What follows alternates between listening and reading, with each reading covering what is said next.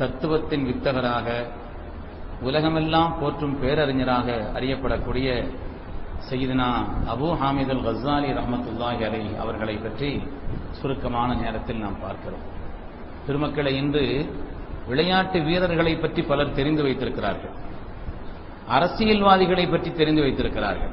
முஸ்லிம்கள் விளையாட்டு வீரர்களை பற்றி அவருடைய ஆரம்பம் முதல் அடிச்சுவடு முதல் எல்லாவற்றையும் தெரிந்து வைத்திருக்கிறார்கள். அரசியல்வாதிகளை பற்றி பேச சொன்னால் மணிக்கணக்குகள் பேசுகிறார்கள். ஆனால் தெரிய வேண்டிய கல்விமான்களை, கல்வியாளர்களை தெரிந்து கொள்ள அந்த அளவிற்கு ஆசை இல்லை. உலகத்தில் கல்வியாளர்களை தெரிந்து கொள்ள வேண்டும் என்ற ஆசைப்படுகிறவர்களுக்கு முதல் நபராக அப்படிப்பட்ட கல்வி ஸ்தானத்திலே உன்னதமானவராக அறியப்படக்கூடியவர்கள் ஹதரத் இமாம் அறிவுலக மேதை இமாம் கஸ்ஸாலி ரஹ்மத்துல்லாஹி அலைஹி அவர்கள் என்பதிலே எந்தவிதமான சந்தேகம் இல்லை. அவங்களுடைய அசல் பெயர் முஹம்மது. அவங்களுடைய அசல் பெயர் முஹம்மது என்பதுதான். பெருமக்களே, ஹதரத் இமாம் கஸ்ஸாலி ரஹ்மத்துல்லாஹி அலைஹி அவர்களை பொறுத்தவரையிலே அபூ ஹாமித் என்ற பட்ட பெயரோடு ஹுஜ்ஜத்துல் இஸ்லாம், இஸ்லாமிய மார்க்கத்திற்கு வலிமை அளிக்கக்கூடியவர்கள் என்ற அந்த பட்ட பெயரோடு 5ஆம் நூற்றாண்டினுடைய முஜத்தித் என்று உலகத்தில் அறியப்படக்கூடிய அளவிற்கு உன்னதமான கல்வியாளராக, உலகத்திலே எந்த அறிஞருக்கும் கிடைக்கப்பெறாத மகத்தான ஒரு வாய்ப்பு. எவ்வளவோ பேரறிஞர்கள் கோடிக்கணக்கில் இருக்கிறார்கள், ஆனால் எந்த பேரறிஞருக்கும் உலகம் உம்மத்து கொடுக்காத ஒரு தனி அந்தஸ்தை ஹதரத் இமாம் கஸ்ஸாலி ரஹ்மத்துல்லாஹி அலைஹி அவர்களுக்கு கொடுத்திருக்கிறார். யா ரப்பி ஆதி லனா இல்மன் வ ஃபஹ்மன் கமா ஆதைத யா ரப்பனா லிஷ்ஷைഖி கஸ்ஸாலி நவ்விர் இலாஹ ஸமா قلب الغريب كما نورت قلب إمام الناس غزالي. يا ربي, எங்களுடைய இரட்சகா, அஅதி லனா இல்மன் வ ஃபஹ்மன், எங்களுக்கு அறிவு ஞானத்தையும் விளக்கத்தையும் நீ தந்தருள்வாயாக. கமா இதைத யா ரப்பனா லிஷைഖ் கஸ்ஸாலி, இஸ்லாமிய மார்க்கத்தினுடைய மிகப்பெரிய பேரறிஞரான ஹஜ்ரத் இமாம் கஸ்ஸாலி அவர்களுக்கு கொடுத்ததை போல என்ற ஒரு துஆவை உலகமெல்லாம் ஓதப்படுகிறது. பெருமக்கள், இந்த பாக்கியம், உலகத்தில் எவ்வளவு பேரறிஞர்கள் இருந்தாலும் இந்த பாக்கியம் ஹஜ்ரத் இமாம் கஸ்ஸாலி ரஹ்மத்துல்லாஹி அவர்களுக்கு கிடைக்கப்பட்டிருக்கிறது. ஈரான் நாட்டிலே உள்ள தூஸ் என்று அறியப்படக்கூடிய ஊரிலே ஹிஜ்ரி 450வது வருஷம் ரபீல் ஆகிர் மாதம் 27ஆம் நாள் அவர்கள் பிறந்தார்கள். இவங்களுடைய தந்தையார் இருக்கிறாங்களே கியாமுத்தீன், இவங்களுடைய தந்தையார் பருத்தி நூல் விற்கக்கூடிய தொழிலை செய்து கொண்டிருந்தார்கள். ரொம்ப ஏழ்மையான நிலையிலே உள்ளவர்கள். கஸ்ஸாலி என்று சொன்னாலே பருத்தி நூல் நூற்பவர் என்ற அர்த்தம். அவங்க பெயர் கஸ்ஸாலி உலகத்தில் அந்த பெயரால் அறியப்படுது. சில பேரை மதனிங்கிற பெயர்ல அறியப்படும், மதீனாவை சார்ந்தவர்கள் அர்த்தம், வேற ஒண்ணும் இல்லை. அதனால கஸ்ஸாலி என்று சொன்னால் பருத்தி நூல் நூற்பவர் என்ற அர்த்தம். இவங்களுடைய தகப்பனார் கியாமுத்தீன் இருக்கிறார்களே, அவர்கள் பருத்தி நூல், அந்த நூலை நூற்கக்கூடிய அந்த தொழிலை செய்து வந்த காரணத்தினாலே பருத்தி நூல் நூற்பவர் என்ற பெயராலேயே ஹஜ்ரத் இமாம் கஸ்ஸாலி ரஹ்மத்துல்லாஹி அலைஹி அவங்களுடைய அசல் பெயர் முஹம்மது கூட மங்கி கஸ்ஸாலி என்ற பெயராலேயே உலகத்தில் அறியப்படுகிறார். இவங்களுடைய சகோதரர் ஒரு ஆள் இருந்தார், அவங்க பேர் அஹ்மதுல் கஸ்ஸாலி. இவங்களுடைய தகப்பனார் அந்த நூல் நூத்து கொஞ்சம் கொஞ்சமா பணம் சேர்த்து வச்சு மௌத்தா போற நேரம், அவங்களுடைய வஃபாத்தினுடைய நேரத்தில் தனக்கு பிரியமான ஒரு நண்பரை அழைத்து சொன்னாராம், ரொம்ப கஷ்டப்பட்டு இந்த பணத்தை சேர்த்திருக்கணும்ப்பா, அதனால இந்த பணத்தை வச்சு என் பிள்ளைகளுக்கு மார்க்க கல்வி புகட்டுவதற்கு உன்னை நான் வசியத்து செய்கிறேன் சொல்லி அவங்களுடைய தகப்பனார் கியாமுத்தீன் அவர்கள் அவருக்கு நெருக்கமான ஒரு நண்பரிடத்திலே தான் கஷ்டப்பட்டு சேர்த்து வைத்த அந்த பணத்தை இப்படி வசியத்தாக கொடுத்தார். கொடுத்ததன் விளைவாகத்தான் அந்த நண்பர் அவர்கள் ஹஜ்ரத் இமாம் முஹம்மது கஸ்ஸாலி அவர்களையும் அவருடைய சகோதரர் அஹ்மது கஸ்ஸாலி அவர்களையும் அதற்காக வேண்டி அவங்க வசியத்து செய்தாங்க. வஅதாஹு மிம்மா லதைஹி மின் ஹாலின் யஸீரின் வஅவ்ஸாஹு பிதஅலீமிஹிமா வதஅதீபிஹிமா, என்னுடைய பிள்ளைகளுக்கு நல்லொழுக்கத்தையும் சிறந்த கல்வி ஞானத்தையும் கொடுப்பதற்கு நான் வசியத்து செய்கிறேன் சொல்லி அவங்களுடைய வஃபாத்துல சொல்லிட்டு வஃபாத் ஆயிட்டாங்க. அப்படிப்பட்ட நிலையிலே இவர்களுக்கும் சகோதரர்களுக்கும் பணம் இருக்கிற வர அவங்க கற்பிப்பதற்கான எல்லா ஏற்பாடுகளையும் செய்தார்கள். அதற்கு பிறகுதான் இவர்கள் மதரசாவிலே சேர்த்து விட்டார். மதரசாவிலே சேர்ந்து ஹஜ்ரத் இமாம் கஸ்ஸாலி ரஹ்மத்துல்லாஹி அலைஹி, இமாம் கஸ்ஸாலின்னா தகப்பனார் பேரும் கஸ்ஸாலி தான் வரும், உங்களுடைய சகோதரர் பேரும் அஹ்மதுல் கஸ்ஸாலி தான், ஆனா இவங்க பேர் முஹம்மதுல் கஸ்ஸாலி. இவங்க கஸ்ஸாலின்னு சொல்லும்போது இவங்களை தான் நினைச்சுக்காரணும் முஹம்மதுல் கஸ்ஸாலி. ஹஜ்ரத் இமாம் கஸ்ஸாலி ரஹ்மத்துல்லாஹி அலைஹி அவர்கள் கல்வி ஞானத்திலே மிகப்பெரிய தேர்ச்சி பெற்றார்கள். மிகப்பெரிய தேர்ச்சி. பல ஆண்டு காலம் மதரசாவிலே அவர்கள் கற்று அது சம்பந்தப்பட்ட குறிப்புகளை எல்லாம் எடுத்து வைத்து அவங்க வந்துகிட்டு இருந்தாங்க. அப்போ ஒரு சம்பவம் நடந்துச்சு. ஒரு கொள்ளை கூட்டம், அந்த காலத்துல நிறைய அப்படி நடக்கும். கொள்ளை கூட்டத்தார் வந்து இவங்களுடைய எல்லா பொருள்களையும் கொள்ளை அடிச்சாங்க. அப்படி கொள்ளை அடித்ததிலே நீண்ட காலம் தான் சேகரித்து வைத்திருந்த அந்த கல்வி ஞானத்தினுடைய அந்த நோட்டுகள், குறிப்புகள் எல்லாத்தையும் அவங்க எடுத்துட்டாங்க. ஹஜ்ரத் இமாம் கஸ்ஸாலி ரஹ்மத்துல்லாஹி அலைஹி அந்த கொள்ளை கூட்டத்தினுடைய தலைவர் போய் சொன்னாரா, எப்பா நீ எது வேணாலும் எடுத்துக்க, என்னுடைய இந்த குறிப்புகள், என்னுடைய இந்த நோட்டுகள், நான் குறித்து வைத்தவைகளை எல்லாம் என்னிடத்தில் திரும்ப தந்துவிடு என்று சொன்ன நேரத்திலே அந்த கொள்ளை கூட்டத்தினுடைய தலைவர் சொன்னானா, ஓஹோ உங்களுடைய கல்வி எல்லாம் ஏட்டு கல்விதானா என்று சொன்னான். அப்படி சொன்ன உடனே ஹஜ்ரத் இமாம் கஸ்ஸாலி ரஹ்மத்துல்லாஹி அலைஹி அதற்கு பிறகு 3 வருட காலம் எந்த விஷயத்தையும் மனப்பாடம் செய்து விடுவார்களாம். அவர் சொன்னது இவர்களுக்கு ஒரு பாடமாக அமைந்தது. எந்த விஷயத்தையும் மனப்பாடம் செய்து விடுவார். அவருடைய வரலாறு நீண்ட வரலாறு, ஒரு மணி நேரமாவது குறைஞ்சது சொல்லணும். பெருமக்களே, ஏராளமானவர்களிடத்தில் கல்வி கற்றிருக்கிறார்கள்.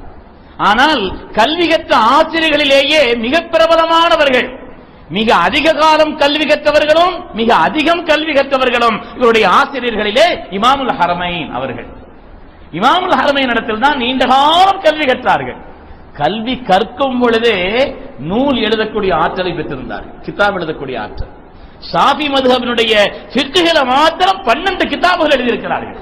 ஹஜ்ரத் இமாம் கஸ்ஸாலி ரஹ்மத்துல்லாஹி அலைஹி அவர்கள் ஷாஃபி மதுஹபினுடைய ஃபிக்ஹ் சட்டத்தினுடைய நிலையிலே மாத்திரம் 12 கிதாபுகள் எழுதியிருக்கிறார்கள். அவங்க ஓதுற காலத்திலேயே, இமாமுல் ஹரமைன் இடத்தில் ஓதுற காலத்திலேயே உசூலுல் ஃபிக்ஹ், ஃபிக்ஹினுடைய அடிப்படை சட்டங்கள், அது சம்பந்தப்பட்ட ஒரு ஆய்வு நூலை எழுதினார்கள். அந்த நூலை பார்த்துட்டு அவங்களுடைய உஸ்தாது சொன்னார்களாம், அதுவன் தனிவான ஹய்யுன், எப்பா நான் ஹயாத்தா இருக்கும் பொழுதே என்ன மௌத்தாக்கிட்டேன்னு சொன்னாங்க. அதுவன் தனிவான ஹய்யுன், நான் ஹயாத்தா இருக்கும் பொழுதே என்னை தஃபன் செய்து விட்டாயே, அல்லாஹ் சபர்தான் அமூத், நான் மௌத்தாகிறவரை கொஞ்சம் சபர் செய்யக்கூடாதா என்று சொன்னார்களாம். அந்த அளவிற்கு அற்புதமான நூல். அவங்களுடைய ஆசிரியர்கள் எல்லாம் திகைத்து விடக்கூடிய அளவிற்கு அற்புதமான நூலை ஹஜ்ரத் இமாம் கஸ்ஸாலி ரஹ்மத்துல்லாஹி அலைஹி எழுதினார்கள். இவங்க அங்க ஏராளமான நூல்கள் எழுதினார்கள். அதற்கு பிறகு அங்கிருந்து பகதாதிற்கு சென்று, இவங்க ஈரான்ல பிறந்தாங்க, ஈராக்குக்கு போய் பகதாதிலே நைசாப்பூர் என்ற அந்த ஊரிலே உள்ள பிரபலமான நிசாமியா பல்கலைக்கழகம், அந்த யூனிவர்சிட்டியில அவர்கள் ஆசிரியராக சேர்ந்தார்கள். ஆசிரியராக தங்களுடைய எழுத்தால், பேச்சால், தர்க்கத்தால் பல வகையான நிலையிலே இவர்கள் புகழ் பெற்றார்கள். பல பெரிய பெரிய அறிஞர்கள் எல்லாம் இவர்களை தேடி வந்து கல்வியை கற்கக்கூடிய அளவிற்கு ஏராளமான அற்புதமான தத்துவங்களை சொல்ல ஆரம்பித்தார்கள். எந்த அளவுக்கு அவங்களுடைய சபையில உட்கார்ந்து கேட்டு அதை தொகுத்து அது ஒரு நூலாக வந்திருக்கிறது. மஜாலிசுல் கஸ்ஸாலியா, இமாம் கஸ்ஸாலி அவருடைய மஜ்லிஸ் சபைகள் என்ற பெயரால் ஒரு பெரிய பல வால்யூம்கள் கொண்ட தொகுப்பே வந்திருக்கிறது. ஹஜ்ரத் இமாம் கஸ்ஸாலி ரஹ்மத்துல்லாஹி அலைஹி அவர்களுக்கு இப்படிப்பட்ட நிலையிலே ஏராளமான புகழ். இந்த புகழை இதை பார்த்த உடனே இவங்களுடைய மனதில் அந்த நேரத்தில் தஸவுஃபினுடைய தேட்டம் வந்து விட்டது. எங்கே நம்மளுடைய புகழ் அல்லாஹ்வுடைய சிந்தனையை விட்டு இப்படிப்பட்ட நிலையை விட்டு மாற்றி விடுமோ என்ற பயந்து ஹஜ்ரத் இமாம் கஸ்ஸாலி ரஹ்மத்துல்லாஹி அலைஹி அதற்கு பிறகு தஸவுஃபில் ஈடுபடுகிறார்கள். உண்மையான அறிவு இறைஞானம் தான். இந்த புகழ், இந்த பதவி, இவைகளை எல்லாம் விட்டொழிக்க வேண்டும். இதை கொண்டு நமக்கு நாமே ஒரு பெருமை தேடி நம்மை அழித்துக் கொள்ளக்கூடாது, ரப்பினுடைய சமூகத்திலிருந்து நாம் ஒதுக்கப்பட்டு விடக்கூடாது என்று ஹஜ்ரத் இமாம் கஸ்ஸாலி ரஹ்மத்துல்லாஹி அலைஹி உண்மையான அறிவு இறை ஞானம் தான் என்ற அந்த தஸவுஃபினுடைய தேட்டத்திலே எல்லாவற்றையும் அப்படியே விட்டுட்டு போயிட்டாங்க. எல்லாவற்றையும் விட்டு நெருக்கமானவர்களுக்கு தெரிகிறது இவர்கள் தனிமையை விரும்புகிறார்கள், எங்கோ விலகி செல்ல போகிறார் என்பது நெருக்கமானவர்களுக்கு தெரிந்தது. எவ்வளவோ வலியுறுத்தியும் கூட ஹஜ்ரத் இமாம் கஸ்ஸாலி ரஹ்மத்துல்லாஹி அலைஹி எல்லோருடைய இந்த புகழும் எனக்கு தரக்கூடிய இந்த நிலைப்பாடும் என்னையே அழித்து விடுமோ என்று நான் பயப்படுகிறேன், அதனால் நான் கொஞ்ச கால தனிமையை விரும்புகிறேன் என்று இமாம் கஸ்ஸாலி ரஹ்மத்துல்லாஹி அலைஹி அங்கிருந்து அவர்கள் டமாஸ்கஸ்க்கு போயிட்டாங்க. டமாஸ்கஸ் சென்று கிட்டத்தட்ட அந்த டமாஸ்கஸ்லயும் கூட அவங்க போகும் பொழுது அங்க அமீனியான் ஒரு பிரபலமான நடந்துகிட்டு இருந்துச்சான். அந்த அமியா என்ற மதரசால ஏராளமான மாணவர்கள் வந்து பாடம் கற்றுக் கொண்டிருக்கிறார்கள். அதற்கு ஒரு ஆசிரியர் பாடம் நடத்தி கொண்டிருக்கிறார். என்ன பாடம் நடத்துகிறார்னா இமாம் கஸ்ஸாலியுடைய நூலை எடுத்து நடத்தி கொண்டிருக்கிறார். இமாம் கஸ்ஸாலி இந்த சபைக்கு போறாங்க. போய் பார்த்துட்டு அவங்க நினைச்சாங்க, இங்க நம்ம அடையாளம் தெரிஞ்சாங்கன்னா இங்கேயும் நம்மளை மரியாதை செய்ய ஆரம்பிச்சிருவாங்க. நம்மை அடையாளம் தெரிந்தால் மரியாதை செய்ய ஆரம்பித்து விடுவார்கள். இந்த நேரத்தில் பெருமைக்கு நமக்கு வழிவகுத்து விடும். எனவே அந்த ஊரில் இருந்து மெதுவாக அந்த சபையில கூட யாரும் சொல்லாம போயிட்டாங்க. பெருமக்கள், இஹ்லாஸினுடைய உச்சம் நடக்குமா? அன்னைக்கு வால் போஸ்ட்ல ஒரு பேரு மேல போட்டு கீழே போட்டாச்சு என்ன கிடக்குது? கீழே மேல போட வேண்டிய ஒரு பேரை எப்படி கீழே போடுவீங்க? அதுக்காக கூட்டத்துக்கு வரமாட்டோம். என்னென்ன சண்டையெல்லாம் நடக்குது துன்யாவுல பெருமக்களே. அந்த பெருமக்கள் இஹ்லாஸ் என்ற விதையை விதைத்தார்கள். இஹ்லாஸ் என்பது வெளிப்படையிலே அது மறைந்ததை போல, உள்ளே அமுங்கியதை போல, மூடப்பட்டது போல் தெரிந்தாலும் அந்த வித்து வெளியிலே முளைத்துக் கொண்டு வருவதை போல அல்லாஹ்வுக்காக தங்களை மறைத்தார்கள். அல்லாஹ் தஆலா உலகமெல்லாம் அவருடைய ஞானத்தால், கல்வியால், அந்தஸ்தால், ரப்பினுடைய பிரியத்தினால் உலகமெல்லாம் அவருடைய புகழை பரவச் செய்தான் என்பதை பார்க்கிறோம். எனவே அங்கிருந்து போயிட்டாங்க, யார்ட்டையும் சொல்லல, அவங்க அங்கிருந்து போயிட்டாங்க. அதற்கு பிறகுதான் ஹஜ்ஜுக்கு சென்றார்கள். ஹஜ்ஜுக்கு சென்று ரவுதாவிற்கும் செல்கிறார்கள். அந்த இடைப்பட்ட காலம் கிட்டத்தட்ட 10 வருட காலம். அந்த 10 வருட காலத்தில் தான் ஹஜ்ரத் இமாம் கஸ்ஸாலி ரஹ்மத்துல்லாஹி அலைஹி அவர்கள் யஹ்யாவை எழுதினார்கள். பிரபலமான யஹ்யா உலூமுத்தீன் என்ற அந்த யஹ்யா உலூமுத்தீனை பொறுத்தவரையிலே அதிலே பேசாத விஷயங்கள் இல்லை. இன்னைக்கு பெரிய பெரிய தத்துவவாதிகள் பெரிய கூட்டம் போட்டு இன்னைக்கு பெரிய ஆட்கள் எல்லாம் பேசுறாங்க இல்லையா, சில சாமியார்கள், சில பெரிய ஆட்கள் எல்லாம் சொல்லி தத்துவங்கள் பேசுகிறோம் என்று சொல்கிறார்களே. ஹஜ்ரத் இமாம் கஸ்ஸாலியுடைய குணவழக்கத்தை பற்றி, அவருடைய கல்வின் ஆச்சரியத்தை பற்றி ஷரஹு அஜாயிபுல் கல்ப் என்று யஹ்யாவிலே ஒரு பாடம் இருக்கிறது. இந்த கல்வினுடைய ஆச்சரியங்கள் சுப்ஹானல்லாஹ், என்ன அற்புதமான பாடம்.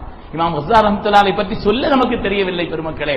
அவங்க எழுதின நூல் என்கிட்ட ஒரு நூல், சின்ன நூல், யா புனைய, என் அருமை மகனே கூப்பிட்டு சில உபதேசங்களை சொல்றாங்க. அந்த கிதாபுக்கு பேர யா புனைய, என் அருமை மகனே. என்ன அற்புதமான வாசகம், தத்துவத்தினுடைய மொத்த சாரம் என்று சொல்ல வேண்டும். அப்படி அதற்கு இமாம் கஸ்ஸாலி ரஹ்மத்துல்லாஹி அலைஹி ஒவ்வொரு வார்த்தையும் தேர்ந்தெடுத்து சொல்வார்கள். அதற்கு நாம் தர்ஜுமா கொண்டோ, அதற்கு மொழிபெயர்ப்பை கொண்டோ அதனுடைய ஆழத்தை விளக்கிவிட முடியாத அளவிற்கு அற்புதமான கருத்துக்களை சொல்வார். யஹ்யா உலூமுத்தீனை பொறுத்தவரையிலே எல்லா துறைகள் சம்பந்தமாக எழுதியிருக்கிறார். அதனுடைய எல்லா துறைகளையும் எந்த அளவுக்கு சொன்னா, இப்படி ஒரு சொற்றொடர் வந்து விட்டது, மல்லம் யக்ரஇல் யஹ்யா யஹ்யா ஃபலைஸ மினல் அஹ்யா. யஹ்யாவை படிக்காதவன் அஹ்யா இல்லை, யஹ்யாவை படிக்காதவன் ஹயாத்தானவனே இல்லை. யஹ்யா அஹ்யாம் சொன்னா ஹயாத்தானவர்கள் அர்த்தம். யார் யஹ்யாவை படிக்கவில்லையோ அவன் ஹயாத்தானவனே இல்லை, அவன் ஒரு மையத்தை போல என்று ஒரு சொற்றொடர் வந்து விட்டது. அந்த அளவிற்கு தத்துவங்களுடைய சாரமாக, கல்வியினுடைய ஒட்டுமொத்த சேர்க்கையாக ஹஜ்ரத் இமாம் கஸ்ஸாலி ரஹ்மத்துல்லாஹி அலைஹி யஹ்யாவை அந்த அளவிற்கு எழுதியிருக்கிறார். ஏராளமான நூல் எழுதியிருக்கிறாங்க. அவங்க எழுதின நூல்கள் இருக்கிற கணக்கில்ல. பகதாது மாநகரத்திலே அவங்களுடைய நூலை எழுதி வைத்த அந்த நூலகங்கள் அன்னைக்கு அச்சா போட்டு வச்சிருந்தாங்க. எழுதி வைத்த நூல்களை இவருடைய எதிரிகளால் தீ வைக்கப்பட்ட நூல்கள் ஏராளம். ஆனால் இமாம் கஸ்ஸாலி ரஹ்மத்துல்லாஹி அலைஹி அவர்களுக்கு இருந்த மனநம் காரணத்தினாலே மீண்டும் எழுதினார்கள்.